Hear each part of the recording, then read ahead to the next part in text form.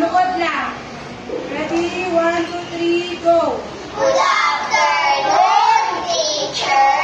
Good afternoon, classmates. Kami po ay ang Group 1. Kami ay magbabahagi ng isang tula tungkol sa isang puok dalahilan na may pamagat na wastong ugali na tamang gawin. Kaya siya Melky Meluno, naganap bilang isang narrator.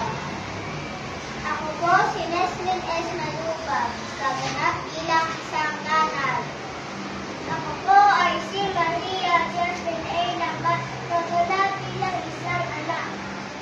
Ako po ay si Terence Joseph G. Doble, gaganap bilang isang tatay.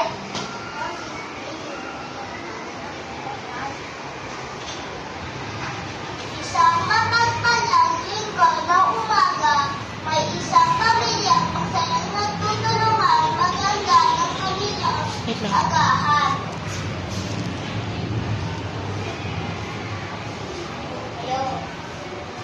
Good afternoon.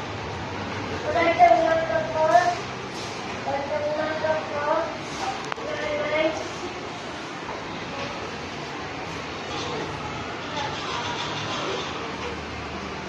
Magandang umaga po rin ay ano po ay tutulong po. Magandang umaga din sa Luana. Halika, tinatawag ko. Nahanda po ang harap sa isang natin at tawagin mo namin ang tatay mo sa katapos. Ayan. Opo, Ikay. Ikay, halika na po. Kakain na tayo. Halika na kayo. Mugo na kayo at mamaya magsisita na tayo.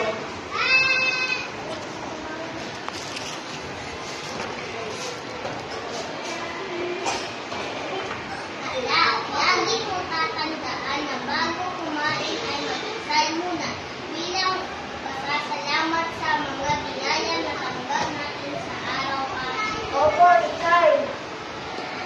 Panginoon, maraming salamat po sa mga biyayang